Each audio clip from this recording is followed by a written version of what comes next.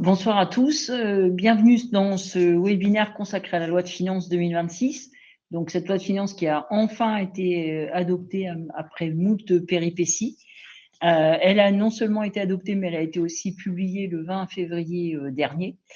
Nous allons co-animer cette séance avec Hélène, donc on va se présenter chacune l'une après l'autre. Alors sur le format du webinaire, on est parti sur un format à peu près 3/4 d'heure de présentation et 1/4 d'heure de questions. Donc vous avez un chat à disposition pour pouvoir poser vos questions et on essaiera d'y répondre en fin de séance. Donc moi je suis Anne David, je suis expert comptable chez Duo Solutions depuis 25 ans et je suis sur le site de Poitiers et je vais vous présenter la partie sur la fiscalité des particuliers. Donc moi, Hélène Braillard, expert comptable sur le site de Châtellerault depuis 15 ans. Donc Hélène vous présentera la partie sur la fiscalité des entreprises et quelques mesures diverses. Donc est-ce qu'on attend encore un petit peu? On y va? Bon. Donc on va vous présenter les mesures de la loi de finances 2026 avec une partie sur les particuliers et une partie sur les entreprises. Ça défile, voilà. Vas-y. Petit préambule pour simplifier et alléger un tout petit peu le diaporama, on a utilisé un certain nombre d'abréviations. Donc c'est des abréviations courantes pour ceux qui ont l'habitude de suivre nos webinaires.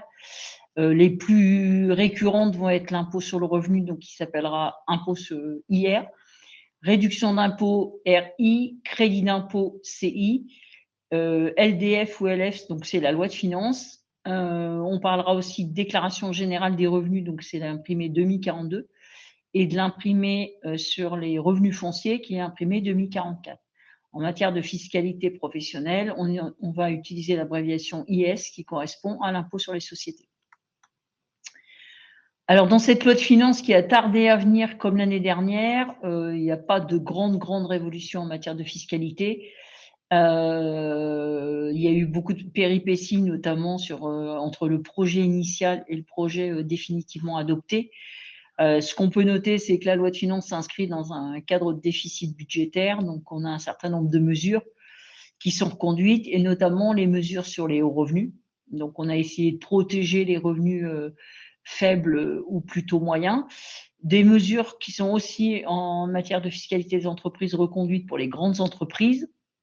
Et ce qu'on a appelé rabotage de certains avantages fiscaux. Donc, c'est des avantages fiscaux aussi bien pour la fiscalité personnelle que pour la fiscalité professionnelle. Au final, pour conclure, dispositif de défiscalisation se tarisse de plus en plus. Alors, on va évoquer les nouveautés en faveur des particuliers. Donc, cette loi de finances qui a été adoptée au mois de février et qui a été publiée le 20 février dernier s'applique en matière de fiscalité des revenus, sauf date spécifique, et c'est très souvent le cas. Donc, en fait, la généralité est nourrie de beaucoup d'exceptions, à l'impôt sur le revenu dû au titre de l'année 2025, c'est-à-dire les revenus 2025 que nous allons déclarer ou que vous allez déclarer au mois de mai ou au mois de juin 2026, c'est-à-dire la prochaine déclaration de revenus.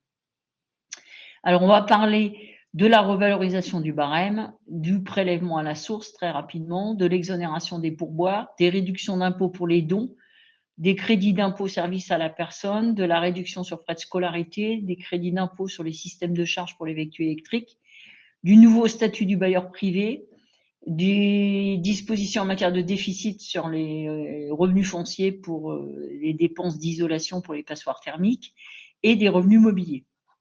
Donc, on a laissé le programme pour que si vous le revisualisez, vous ayez le détail.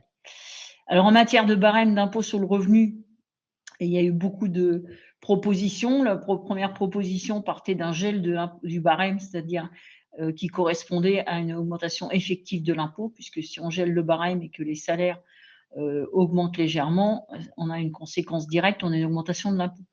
On a évoqué aussi le gel de certaines tranches, notamment les tranches supérieures, pour augmenter seulement l'impôt des tranches supérieures. Et en fait, en définitive, on a revalorisé tout le barème de l'impôt sur le revenu avec une augmentation de 0,9%. Donc, vous avez à gauche le barème qui va s'appliquer pour les revenus 2025 et à droite, le barème qui s'appliquait pour les revenus 2024.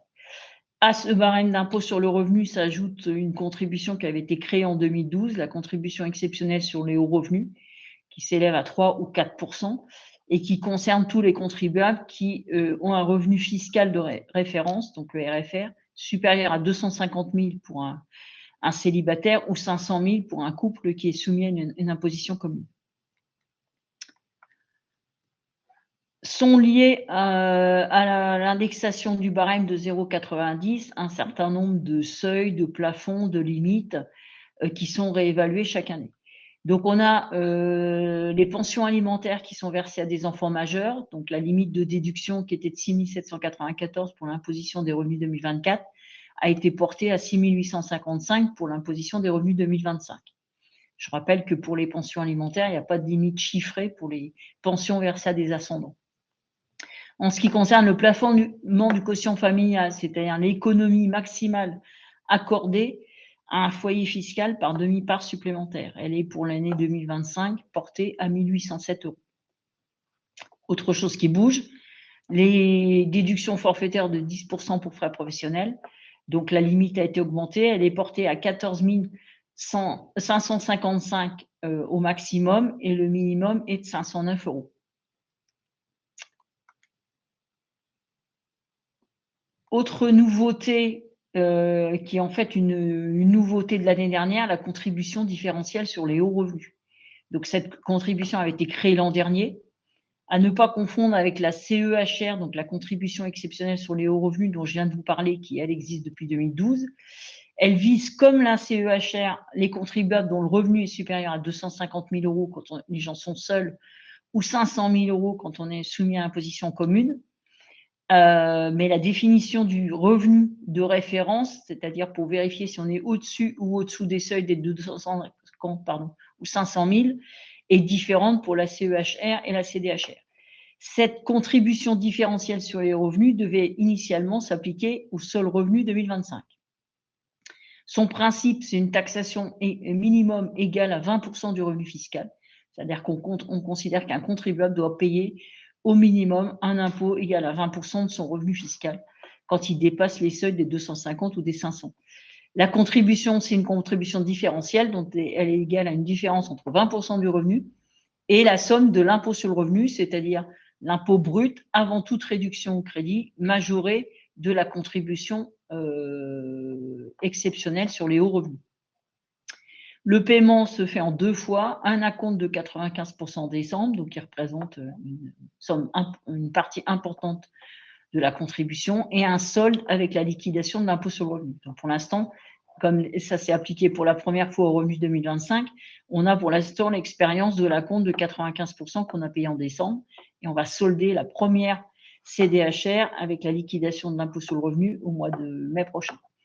Majoration de 20% en cas de défaut de paiement de l'acompte. Donc, ce qui est nouveau, c'est que c'est reconduit pour une durée déterminée. Alors, je vous ai mis plutôt indéterminé, puisqu'on nous expose que ça sera reconduit jusqu'à ce que le déficit passe sous la barre des 3% du PIB. Donc, moi, j'ai considéré que cette date était plutôt une date indéterminée. La contribution reste pour l'essentiel déterminée suivant les mêmes modalités. Les seuls ajustements concernent un tout petit peu d'aménagement sur le revenu qui sert de base. Prélèvement à la source, donc là, quand on est en prélèvement à la source, on peut être soumis à un taux neutre, c'est-à-dire quand on ne veut pas que son employeur connaisse son taux d'impôt sur le revenu, son taux d'imposition sur le revenu, on demande l'application d'un taux neutre. On a indexé les limites du barème à 0,9%.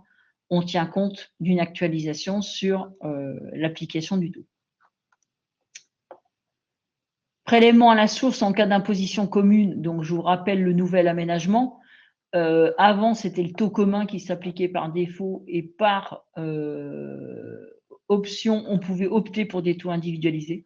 On avait organisé un webinaire il y a 2 ou 3 ans sur l'explication sur le prélèvement à la source. Depuis le 1er septembre 2025, c'est l'inverse. Donc, en résumé, c'est l'application systématique des taux individualisés, sauf pour les revenus fonciers qui sont toujours considérés comme des revenus communs. Et on a la possibilité d'opter pour un taux unique, c'est-à-dire un taux commun. Donc, on a inversé la tendance. Toujours en matière de revenus des particuliers, matière de salaire, l'exonération des pourboires. Donc, le principe général étant que les pourboires sont des compléments de rémunération, donc ils sont imposables. Ils sont imposés pour leur montant réel. Ils sont normalement soumis aux charges sociales. Et donc, on a une tolérance depuis un certain temps qui exclut les pourboires que les clients versent spontanément en témoignage de leur satisfaction aux employés d'une entreprise où le service est déjà incorporé dans les prix facturés. Donc, on pense essentiellement à la restauration, à la coiffure. Et donc, on a institué une exonération temporaire d'impôt sur le revenu et de cotisation sociale qu'on renouvelle d'année en année.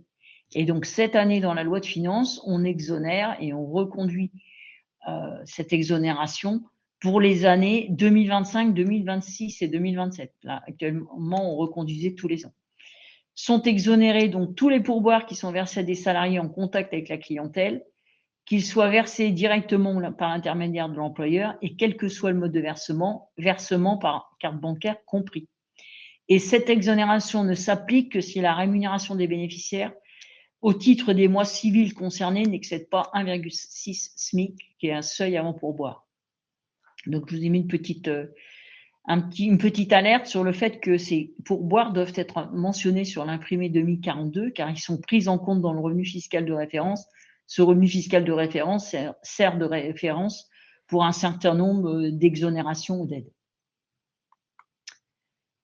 Alors, en matière de crédit d'impôt ou réduction d'impôt, alors petit focus d'abord sur la différence entre un crédit d'impôt et une réduction d'impôt. Tous les deux viennent en diminution de l'impôt à payer. L'impact sur l'impôt ne dépend pas de la tranche d'imposition du contribuable. Donc, qu'on soit dans n'importe quelle tranche d'imposition, la réduction d'impôt ou le crédit d'impôt seront du même montant. Mais si on est en réduction d'impôt, quand on a un impôt qui est ramené à zéro, on n'obtient pas de remboursement, c'est-à-dire qu'il n'y a pas d'impôt négatif qui serait remboursable. Quand vous avez du crédit d'impôt, donc une fois que l'impôt est à zéro, et si on arrive à un montant négatif, le crédit d'impôt génère un droit à remboursement. Donc le crédit d'impôt est plus favorable, notamment pour les gens qui ne sont pas imposables. En matière de crédit et de réduction d'impôt, donc on a les traditionnelles réductions d'impôt pour les dons. Donc, ce sont des réductions qui sont accordées en contrepartie de dons qu'ils ont réalisés au profit de certains organismes. Donc, les dons éligibles sont ceux qui sont au profit de bénéficiaires prévus par la loi.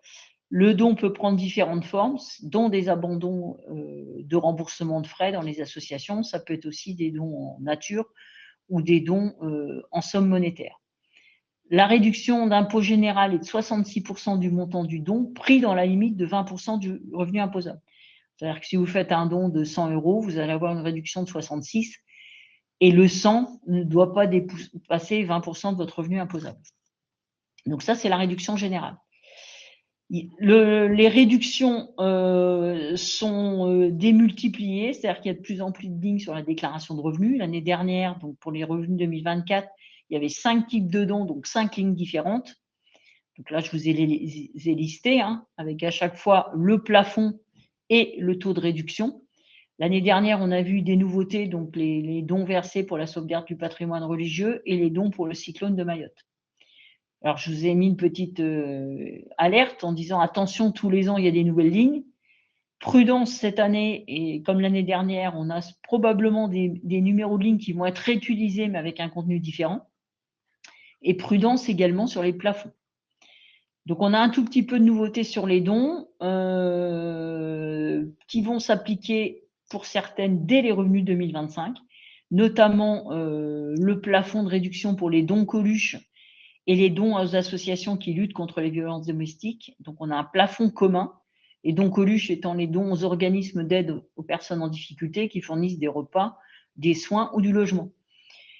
Ils ont un plafond commun qui est de 1 000 € avec une réduction d'impôt à 75%. Et pour l'année 2025, on a une petite particularité, on a un plafond qui est doublé, mais seulement à compter du 14 octobre 2025.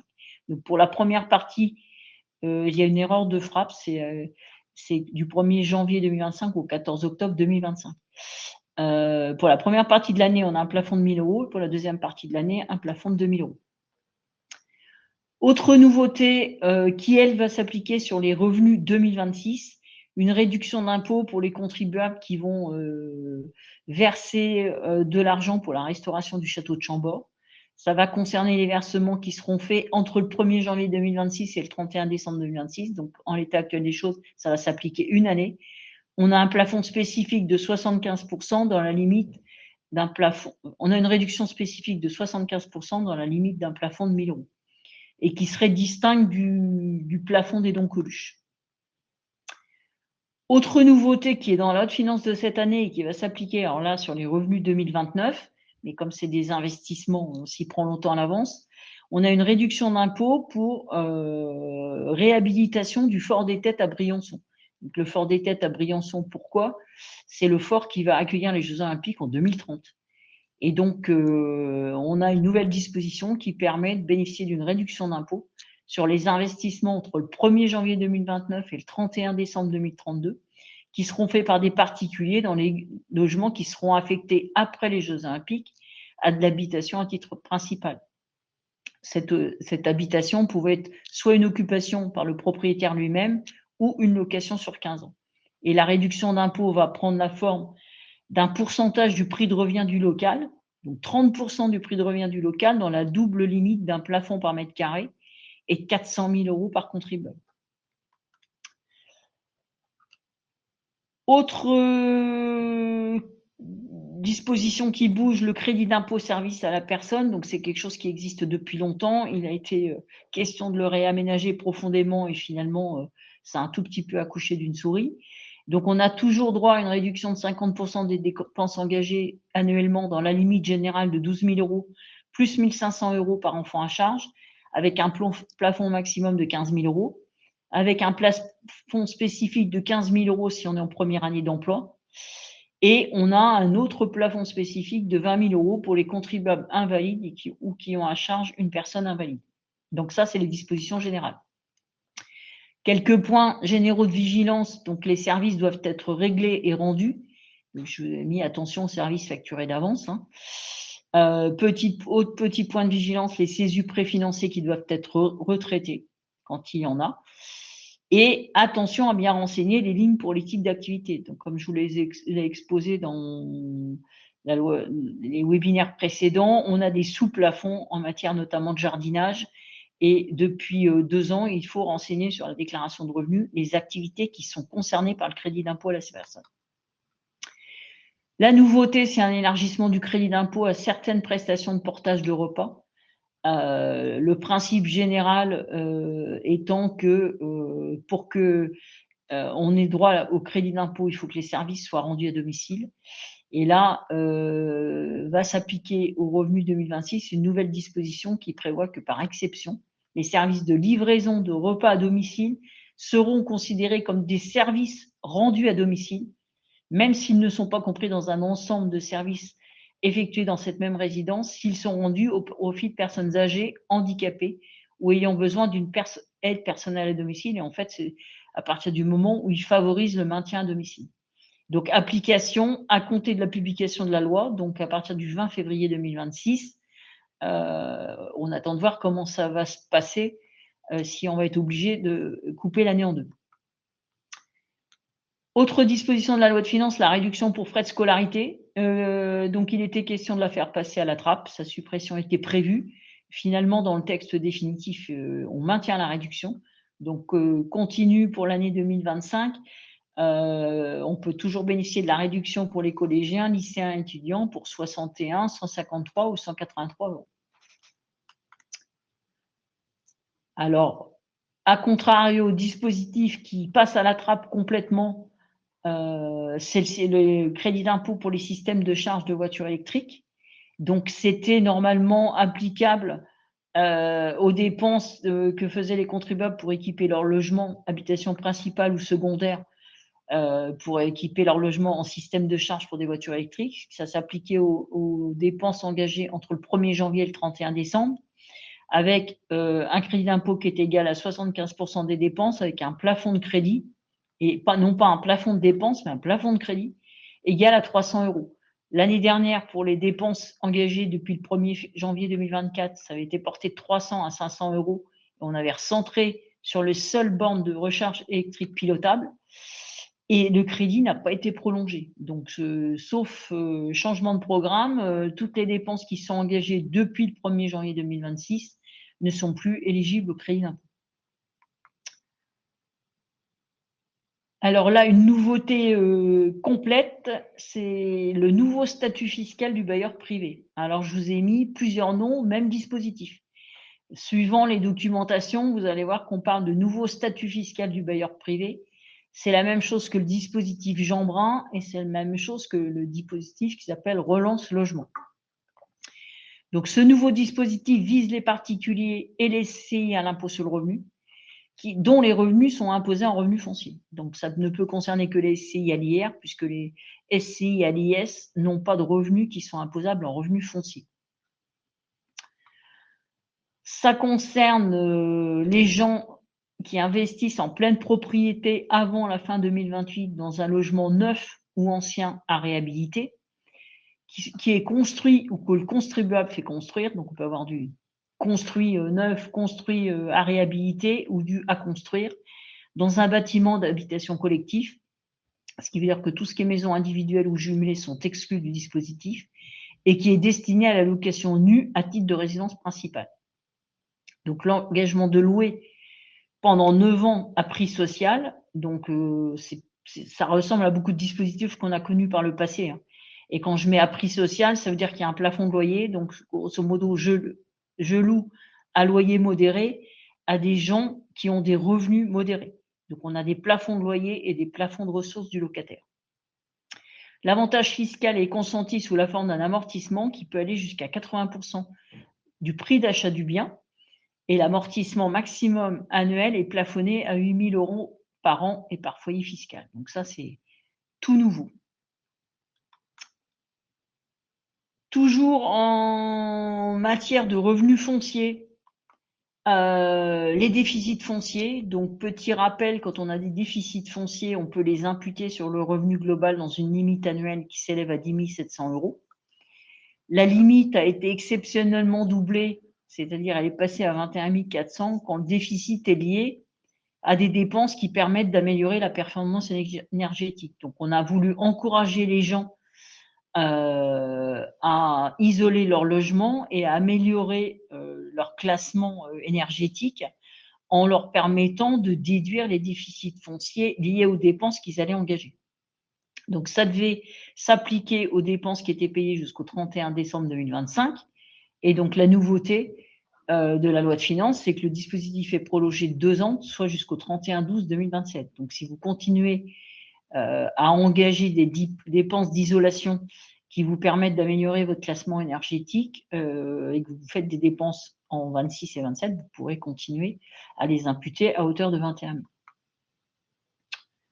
En matière de revenus mobiliers, barème progressif ou PFU.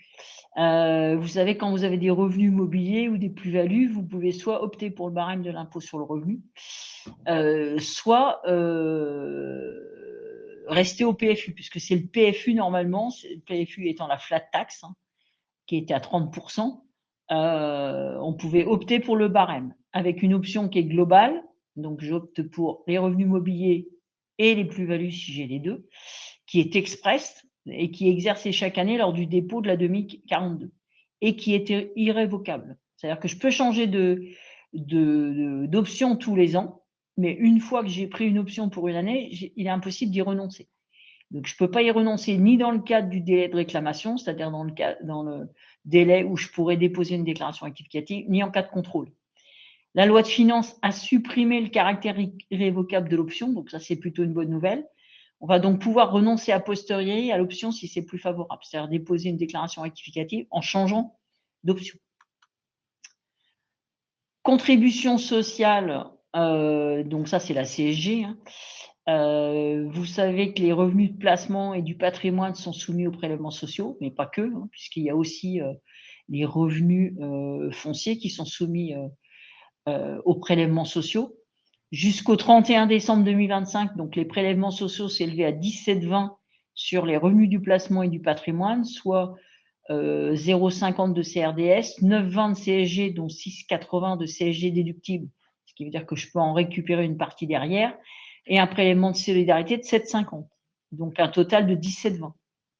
À compter du 1er janvier 2026, la CSG sur ces revenus-là augmente de 1,40%. Donc les nouveaux taux seront en totalité 18,60. Et donc le point 40 de CSG qui augmente est un point de CSG non déductible. Conséquence directe, le PFU, donc ou la flat tax, qui était de 30%, c'est-à-dire 12,80 d'impôt sur le revenu et 17,20 de prélèvements sociaux, passe à 31,40, c'est-à-dire les 12,80 d'impôt sur le revenu et les 18,60 de prélèvements sociaux. Voilà. J'ai fini pour la déclaration, enfin pour la partie sur les, excusez-moi, pour la partie sur la particulier. Comme depuis 2 ans, je vais animer un webinaire en mai prochain sur la déclaration des revenus 2025. On couvrira un tout petit peu tout, les changements de situation familiale, les rattachements des enfants, les réductions, les crédits d'impôt. Enfin, voilà, tout ce qui peut vous aider pour appréhender ou comprendre votre future déclaration de revenus. Et donc, je l'animerai probablement au mois de mai. Voilà, je vais passer la parole à Hélène Braillard pour les nouveautés en matière d'entreprise. Donc, poursuivons avec les mesures sur les entreprises. Donc, vous allez voir que les mesures sont moins nombreuses que pour les particuliers. On va parler d'impôt sur les sociétés, on va parler de CVAE, de TVA, de quelques crédits d'impôt, de mesures diverses. On va aussi évoquer les logiciels de caisse et la facture électronique. Donc, commençons par l'impôt sur les sociétés. Donc, c'est vrai que chaque année, au moment des lois de finances, on a toujours un petit peu peur sur les taux d'impôt sur les sociétés. On a toujours peur que les taux augmentent. Donc là, bonne nouvelle, il n'y a pas de changement avec la loi de finances pour 2026, donc il n'y a pas d'augmentation, pas de baisse non plus, mais pas d'augmentation. Donc les taux en vigueur sont toujours les mêmes, donc j'en profite pour vous les rappeler. Donc il y a un taux réduit d'impôt sur les sociétés de 15% jusqu'à 42 500 € de bénéfices pour les PME qui respectent les conditions pour être PME européenne. Donc il faut que le chiffre d'affaires soit inférieur à 10 millions d'euros et que le capital soit détenu à 75% au moins par des personnes physiques ou par une société qui respecte ces critères-là. Ensuite, on a un taux de 25% pour les bénéfices au-delà de 42 500 € ou sur la totalité du résultat si les entreprises ne respectent pas les conditions des PME européennes. À noter également pour les entreprises qui payent de l'IS supérieur à 763 000 €, il y a une contribution exceptionnelle de 3,3% qui s'applique sur la partie de l'impôt qui dépasse, qui excède 763 000 €. Donc, il n'y a pas de changement sur ce point. L'autre nouveauté, mais qui date de la loi de finances de 2025, c'est la contribution exceptionnelle supplémentaire, mais qui concerne les très grandes entreprises. Donc, on vous en parle pour que vous soyez aussi au courant et pour montrer que les grandes entreprises contribuent. Donc, depuis la loi de finances pour 2025, il y a une contribution exceptionnelle qui a été créée qui vise les entreprises dont le chiffre d'affaires est supérieur à 1 milliard d'euros. Le taux de cette contribution exceptionnelle est de 20,6% si le chiffre d'affaires est inférieur à 3 milliards d'euros ou 41,2% si le chiffre d'affaires est supérieur à 3 milliards d'euros. Cette contribution donc a été reconduite pour 2026 avec la loi de finances pour 2026 avec juste un changement. Le seuil est rehaussé, donc pour être soumis à cette taxe, il faut que le chiffre d'affaires soit supérieur à 1,5 milliard d'euros. Et les taux n'ont pas bougé, contrairement à ce qui était annoncé dans les projets. Donc voilà les nouveautés concernant l'impôt sur les sociétés. Vous voyez, il n'y a pas grand-chose. Parlons maintenant de la CVAE, la cotisation sur la valeur ajoutée des entreprises. Donc le petit rappel, c'est que cette taxe est à payer par certaines entreprises. Donc quand le chiffre d'affaires est inférieur à 500 000 €, il y a des systèmes d'abattement qui font que les entreprises sont exonérées de CVAE. Quand le chiffre d'affaires est compris entre 500 000 € et 50 millions d'euros, il y a un taux d'imposition qui est variable en fonction du chiffre d'affaires. Et après, quand le chiffre d'affaires est supérieur à 50 millions d'euros, le taux d'imposition, c'est le taux maximum, il n'y a pas de réduction. Pour 2025, ce taux était de 0,19%, en sachant qu'en 2025, une contribution supplémentaire avait été rajoutée par la loi de finances de 2025 d'un taux de 47,4%, ce qui faisait qu'au final, le taux réel de 2025 était de 0,28, comme en 2024.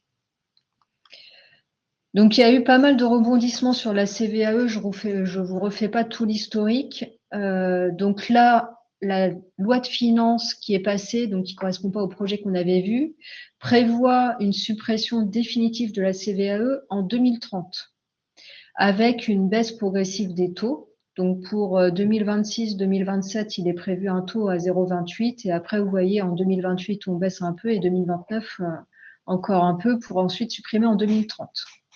Alors, en sachant que d'ici 2030, ça peut encore changer vu qu'il y aura les élections présidentielles. Donc ça va être encore à suivre. Ensuite, sur le reste, ça n'a pas changé. Donc, le principe d'exonération pour les entreprises qui ont un chiffre d'affaires inférieur à 500 000 euros. Parce que je vous ai expliqué précédemment, ça ne change pas. Et précision importante, depuis 2025, il n'y a plus de cotisation minimum à payer sur la CVAE. Donc voilà, la loi de finances 2026 prévoit la suppression en 2030 de la CVAE. Autre point par rapport à cette taxe, c'est que la CVAE peut faire l'objet d'un plafonnement. Pour calculer le plafonnement, en fait, on additionne deux taxes, la CVAE plus la CFE, cotisation foncière des entreprises, et la somme de ces deux taxes ne doit pas dépasser un pourcentage de la valeur ajoutée des entreprises.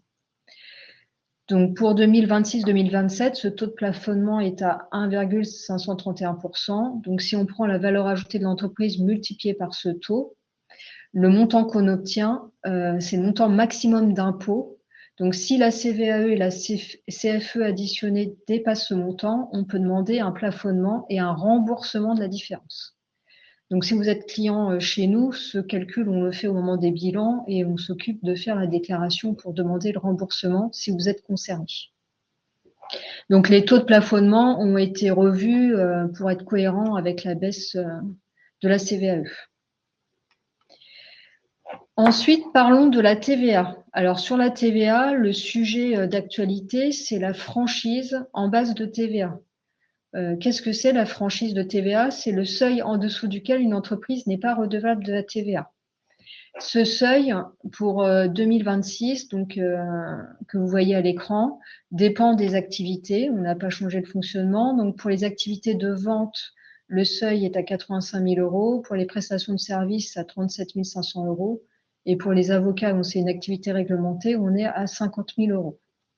Le seuil majoré, en fait, c'est un seuil de tolérance. Donc, si vous dépassez le premier seuil, mais que vous êtes inférieur à ce seuil majoré, il y a une tolérance qui fait que vous n'êtes pas obligé de passer la TVA. Donc, pour 2026, il n'y a pas de changement dans les seuils. Donc, il y a eu pas mal de rebondissements aussi. Je pense que vous en avez entendu parler au cours de l'année 2025, puisque la loi de finances 2025 prévoyait une baisse des seuils pour mettre 25 000 euros pour tout le monde, quelles que soient les activités. Donc, il y a eu des manifestations en disant que ce n'était pas possible, 25 000 euros, c'est vraiment très bas. Donc, ils ont repoussé plusieurs fois la date pour finalement abandonner la mesure. Lors du projet de loi de finances 2026, ils ont reparlé d'abaisser les seuils et finalement, la loi de finances 2026 a abandonné cette baisse de seuil. Mais comme ça fait 2 années qu'ils reviennent sur le sujet, c'est sûrement à suivre au prochain épisode. On en entendra sûrement reparler une prochaine fois. Mais sachez que pour 2026, voilà, les seuils ne bougent pas. Et surtout que c'est européen. Oui, c'est pour ça que le seuil de 25 000 il revient régulièrement sur le tapis, c'est que c'est un seuil européen. Donc, on devrait normalement ne pas y échapper un instant T. C'est ça. Donc voilà, pour l'instant, ils ont remis ça de côté, mais ça reviendra un jour. Les crédits d'impôt. Alors pour les entreprises, déjà, il n'y a pas beaucoup de crédits d'impôt, il n'y a pas beaucoup de nouveautés. On voulait vous préciser que les crédits d'impôt formation dirigeants qui était beaucoup utilisé. Donc, dès que les chefs d'entreprise faisaient des formations, on pouvait avoir droit à un crédit d'impôt. Donc, c'était intéressant. On s'en est servi pendant plusieurs années. Et malheureusement, il est terminé depuis le 31 décembre 2024. Donc, depuis les formations de 2025, on ne peut plus calculer ce crédit d'impôt. Et la loi de finances 2026 ne parle pas de ce crédit d'impôt, donc il n'est pas prévu de le réactiver. Le crédit d'impôt pour investissement dans l'industrie verte, lui, est prorogé jusqu'au 31 décembre 2028. C'est un crédit d'impôt qui est très particulier. Il vise vraiment l'industrie verte et des projets d'investissement, pas des investissements isolés. Donc, il faut que ce soit des projets dans des activités de production de batteries, de panneaux solaires, d'éoliennes, de pompes à chaleur. Et en plus, il faut que ce soit vraiment des gros projets. Donc, les exemples, c'est la création d'un site industriel vert, l'extension d'un site ou la modernisation d'un site. Les taux de crédit d'impôt, donc le minimum, c'est 20%, le maximum 60%, et après, le taux varie en fonction de la taille des entreprises et de la localisation des investissements. Ouais, sur les crédits d'impôt, il n'y a pas d'autres nouveautés. Juste au passage, le crédit d'impôt mécénat existe toujours et ne change pas. Les mesures diverses, on voulait attirer votre attention sur le fait que la fiscalité des véhicules de tourisme dans les entreprises continue à augmenter. Donc, il y a encore une hausse des tarifs pour les véhicules polluants pour 2026 et 2027. C'est un sujet qui est très complexe parce que ça bouge énormément, que ça dépend de plein de paramètres. Donc, le conseil, c'est qu'avant d'investir dans un véhicule de tourisme dans une entreprise, il faut vraiment se poser et mesurer toutes les conséquences fiscales. Parce qu'entre les taxes sur les véhicules, le malus écologique, la non-déductibilité d'une partie des amortissements, il y a la TVA non déductible, il y a beaucoup d'impacts de fiscalité. Donc, c'est vrai que ça devient lourd et pas forcément intéressant de prendre des véhicules d'entreprise. Donc, voilà, comme le sujet est complexe, on ne peut pas tout détailler, mais sachez que ça demande une réflexion et une recherche pour bien maîtriser l'ensemble des conséquences. Quand vous découvrirez l'article de la lettre Duo, la prochaine, qui est en train d'être publiée là, sur la loi de finances, on a écrit un tout petit paragraphe sur la fiscalité des véhicules des entreprises en disant qu'effectivement c'était un sujet complexe et qu'on reviendrait sur le sujet. Donc on envisage de rédiger un article spécial dans la lettre Duo qui ferait un peu un espèce de point ou un tour d'horizon sur cette problématique-là. On va essayer de faire une synthèse, mais ça demande pas mal de temps. Donc, on ne s'étale pas sur le sujet ce soir. Alors, nouveauté de la loi de finances, vous en avez entendu parler à la télé, à la radio, ça fait beaucoup parler, c'est la taxe sur les sociétés holding patrimoniales. Donc, la loi de finances prévoit de taxer les actifs non professionnels dans les sociétés dites patrimoniales. Pour être soumis à cette taxe, il faut que la valeur vénale de l'ensemble des actifs soit supérieure à 5 millions d'euros. Donc, les actifs de la société holding doivent dépasser 5 millions d'euros. Il faut que 50% des revenus proviennent de revenus passifs, donc c'est-à-dire des dividendes, des intérêts financiers, des loyers. Et il faut une participation significative d'une personne physique ou de sa famille. Ensuite, une fois qu'on est dans le champ d'application, comment se détermine la taxe? La base de la taxe, donc c'est vraiment des actifs non affectés à une activité professionnelle. Et ce qui a changé par rapport à ce qu'on entendait parler au départ, c'est que sont vraiment visées les dépenses somptuaires, donc notamment les bateaux, les avions, les véhicules de luxe, les œuvres d'art, les chevaux de course qui sont dans les sociétés holding, et aussi les logements qui sont mis à disposition des associés. On prend donc la valeur de ces biens-là, on applique un taux de 20%. Donc, le changement par rapport à ce qui était annoncé, c'est qu'on n'impose pas, par exemple, juste la trésorerie des sociétés holding. C'est vraiment des dépenses somptuaires et des dépenses dont peut profiter en fait l'associé. Donc, ça concerne les exercices clos à compter du 31 décembre 2026. Il faut savoir que cette taxe ne sera pas déductible fiscalement. Et en conclusion, par rapport au projet, en fait, la base est vraiment réduite de calcul de la taxe, mais par contre, ils ont augmenté le taux à 20%. Mais voilà, rassurez-vous, les sociétés holding classiques, enfin voilà, on vise vraiment quand même des cas très particuliers de sociétés holding. Un petit point sur les logiciels de caisse. Donc pour ceux qui sont commerçants et qui ont une caisse informatique, les commerces doivent apporter la preuve que la caisse respecte les normes fiscales. Et donc, les éditeurs de logiciels de caisse doivent transmettre une attestation qui prouve les conditions qui sont demandées par l'administration fiscale, le respect de l'inaltérabilité, la sécurisation, la conservation et l'archivage des données en vue du contrôle de l'administration fiscale. Avec la loi de finances de 2025, donc depuis le 16 février 2025, il était interdit aux éditeurs d'auto-certifier leurs outils. Donc là, bonne nouvelle, la loi de finances pour 2026 a fait marche arrière. Parce qu'en fait, il y avait plein de conséquences pratiques, c'était très compliqué, il fallait que les éditeurs demandent à des personnes tiers, qui étaient agréées pour pouvoir faire un certificat. Donc c'était hyper compliqué, la mise en place impossible. Donc ils ont fait marche arrière et les éditeurs de caisse peuvent à nouveau auto-certifier que leur logiciel respecte les normes fiscales et peuvent fournir une attestation individuelle à leurs clients.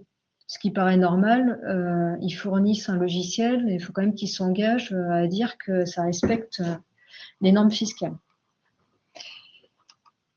Le dernier point de la loi de finances a apporté des précisions donc, sur la facture électronique et sur les sanctions par rapport à la facture électronique. Donc, par rapport à la facture électronique, il y a deux obligations. Il y a une première obligation qui est l'émission d'une facture électronique. L'amende qui est prévue en cas de non-respect de cette obligation a été augmentée. Donc maintenant, ça sera 50 € d'amende par facture au lieu de 15 €, avec un montant maximum de 15 000 € par année civile. Donc ça, c'est pour le non-respect de l'obligation d'émission des factures. Ensuite, donc, il y a une deuxième obligation qui concerne la réception des factures électroniques. Il va falloir choisir une plateforme, la nommer pour qu'elle soit référencée dans l'annuaire de l'administration fiscale. Si le contribuable ne fait pas ça, une relance sera envoyée avec demande de mise en conformité dans les 3 mois. Si au bout des 3 mois, rien n'est fait, il y aura une amende de 500 €, puis nouvelle relance et amende de 1 000 €, et puis après, tous les 3 mois, ainsi de suite, si rien n'est fait, nouvelle amende de 1 000 €. Donc, les sanctions ont été rehaussées pour essayer d'avoir un effet dissuasif et pour que tout le monde prenne conscience que voilà, la facture électronique, c'est une obligation, qu'il va falloir y passer et que voilà, personne ne pourra trouver d'excuses, entre guillemets, pour ne pas respecter les obligations et qu'il y aura des conséquences financières donc si c'est pas respecté.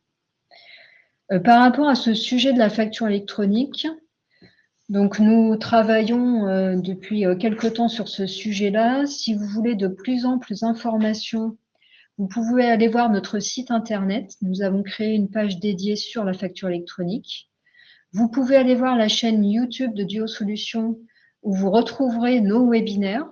Donc, quel que soit le sujet, mais vous verrez qu'il y en a déjà un en ligne sur la facture électronique qui explique les grands principes de base et le fonctionnement. Nous organisons aussi donc pour les clients des petits déjeuners facture électronique. D'ailleurs, il va y en avoir un prochainement au mois de mars.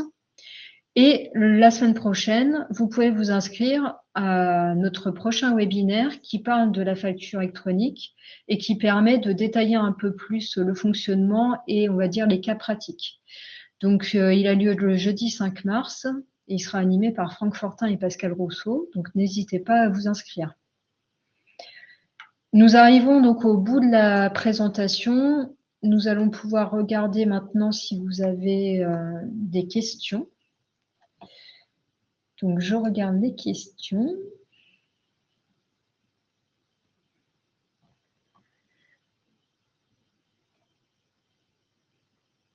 La facture électronique pose problème quant au secret professionnel de certaines professions et la confidentialité des données. Alors normalement, tout est fait pour respecter le RGPD. Là-dessus, je pense que c'est un point technique, mais je pense que tout est mis en œuvre pour respecter. D'accord, oui, en tant qu'avocat, oui, vous posez des questions. On pourra d'ailleurs le soumettre à notre commission, à nos associés qui travaillent sur le sujet. Alors, si vous avez des questions sur le choix de la plateforme, vous pouvez du coup suivre notre prochain webinaire qui parlera un peu des plateformes qu'on pourra proposer. Et donc, si vous suivez le webinaire en live, vous pourrez poser des questions. Par contre, effectivement, si vous le suivez en différé, ça sera un tout petit peu plus compliqué. Mais on a on a une cellule facture électronique qui planche sur le sujet depuis déjà très longtemps. Donc, la cellule est constituée de 4 personnes et les 2 animateurs sont sur les webinaires, Franck Fortin, qui est basé à Châtellerault, et Pascal Rousseau, qui est basé au Blanc. Donc, si vous êtes client, envoyez-nous vos questions et puis nous, on les soumettra à la commission facture électronique pour avoir des réponses précises. Alors, je vois pas de questions sur l'impôt sur le revenu, sur les mesures pour les particuliers. Non, je pense que donc nous espérons que tout était clair pour vous. Si vous avez des questions en matière d'impôt sur le revenu ou sur la fiscalité des particuliers, je vous invite à suivre le webinaire que j'animerai au mois de mai, où donc on reprendra non seulement les nouveautés, mais on fera comme d'habitude, une petite révision générale sur certaines dispositions qui sont un peu anciennes, mais qui méritent quelques précisions. Puisqu'on constate qu'en général, les gens qui font leur déclaration de revenus tout seuls ont plutôt tendance à se léser en ne connaissant pas un certain nombre de dispositifs qui pourraient leur permettre de réduire leurs impôts, notamment par quelques petites croix dans des cases bien placées. Voilà, donc ça, on en reparlera au mois de mai. Voilà, si vous avez d'autres questions sur la fiscalité des particuliers, j'en vois pas, et sur la fiscalité des entreprises, j'en vois pas non plus. Voilà, si personne n'a de questions, on va clore la séance. Donc, cette séance était enregistrée, donc vous pourrez la regarder. Merci beaucoup pour votre attention. Merci pour votre participation. Merci pour vos remerciements qu'on voit défiler à l'écran. Et puis, prochain rendez-vous, c'est la facture électronique. C'est la facture électronique. C'est webinaire facture électronique et petit déjeuner facture électronique. Et donc, vous pouvez en parler autour de vous. Il faut absolument participer à tout ce qui concerne la facture électronique, puisque la première échéance, c'est septembre 2026 et c'est demain matin. Oui, ça va arriver vite. Voilà. Belle soirée à tout le monde et à bientôt pour d'autres webinaires. Bonne soirée à tous. Au revoir. À bientôt.